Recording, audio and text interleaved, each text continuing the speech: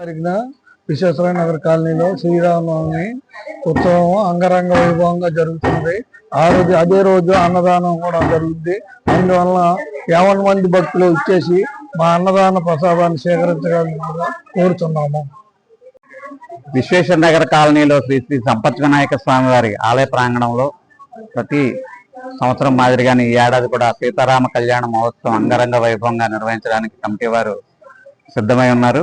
ఈ రోజు అందులో భాగంగా పసుపు దంచటం, రేపు పెళ్లిరాట వేయటం, అలానే 27వ తారీఖున సీతారామ కళ్యాణ మహోత్సవం అంగరంగ వైభవంగా కాలనీ వాసులందరూ సమక్షంలో నిర్వహించడం జరుగుతుంది.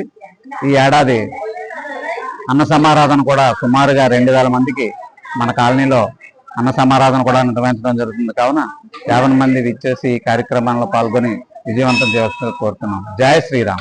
జై శ్రీరామ్. కాలనీ వాసులకి మరియు అలాగే మన పరిసర ప్రాంతాల వారికి శ్రీరామనవమి శుభాకాంక్షలు.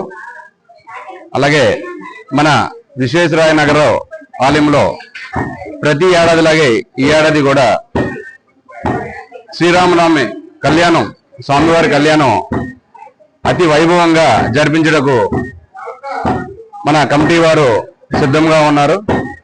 మరి ఇదే భాగంగా కళ్యాణంలో భాగంగా ఈరోజు పసుపు దంచే కార్యక్రమం జరుగుతుంది.